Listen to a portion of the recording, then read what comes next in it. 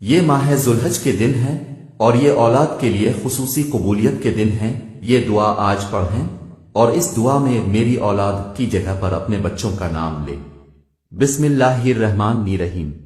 اس دعا کے ساتھ کہ اے پروردگار میری اولاد کو اس حال میں مجھے عطا کیا جب میں بہت ناتواں تھا، اسی لیے میری اولاد کو اپنے پناہ میں رکھنا کیونکہ میں ان کو پناہ دینے میں طاقت نہیں رکھتا۔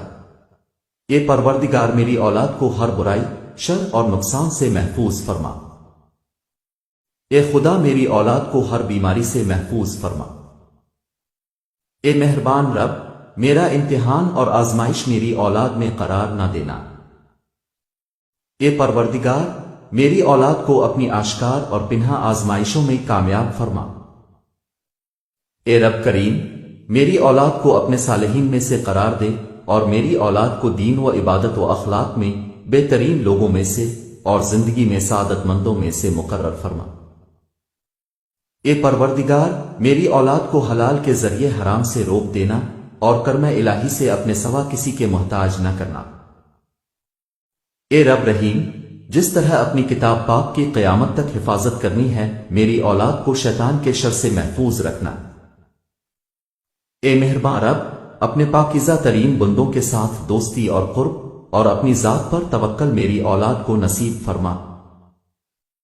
اے پروردگار وہ تمام بیماریاں جو روح و جسم کو نقصان پہنچاتی ہیں میری اولاد سے دور فرما اور اپنے ارادہ خیر کے ذریعہ مجھے توفیق فرما کہ میں اپنے بیٹے کے لیے بہترین امیدیں اور آرزویں کروں اور ان دعاؤں کو قبول فرما۔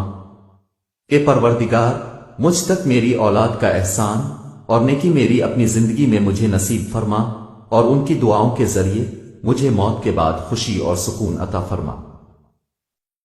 اے رب، اے رحمان، اے رحیم میں اپنے بچوں کو جو میرے جگر کا ٹکڑا ہیں تیرے سپرد کرتا ہوں۔ جس وقت وہ میری نظروں سے اوجھل ہیں وہ تیری نگاہ کے سامنے ہیں، انہیں اس عظمت کے ساتھ محفوظ فرما جو تیرے شان میں ہے۔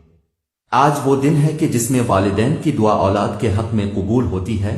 اے پروردگار وہ جو میری زبان سے نہیں نکلا لیکن تیری حکمت و علم سے پوشیدہ نہیں ہے وہ عطا فرما۔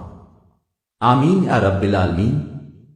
آپ اپنی اولاد کے لیے ان مبارک دنوں میں دعا کیجیے اور اس میسج کو ہر ماں باپ تک پہنچا دیں یہاں تک کہ وہ اپنی اولاد کے لیے دعا کرے اور آپ اجر کمائیں۔